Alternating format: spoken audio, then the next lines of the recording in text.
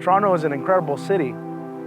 Every single day, hundreds of thousands of people travel in. And so every day you see this incredible interaction of people from all walks of life. And this allows for some incredible narratives.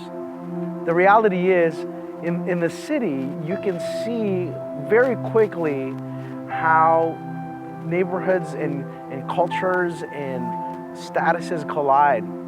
You can see one street that's filled with beautiful, new, modern buildings, and the very next second, you see a park filled with people who are on the margins.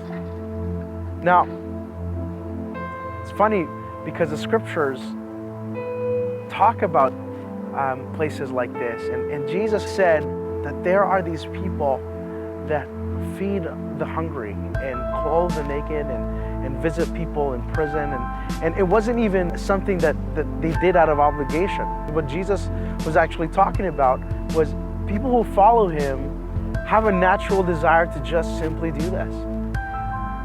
In those days, people really wanted to clarify where you were in life.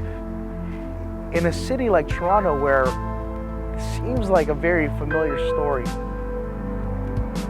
I remember when I was at church in the city, we had this one guy, he was literally sleeping on the park. And we had another guy who was a surgeon.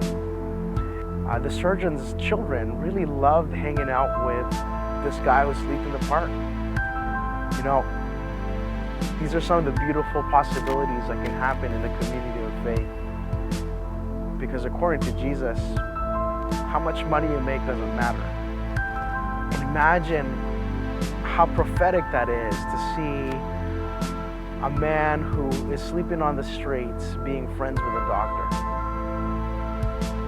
In the city, this is an interesting way for us to think about being missional, being a people of faith who actually can address some of the needs that are around us.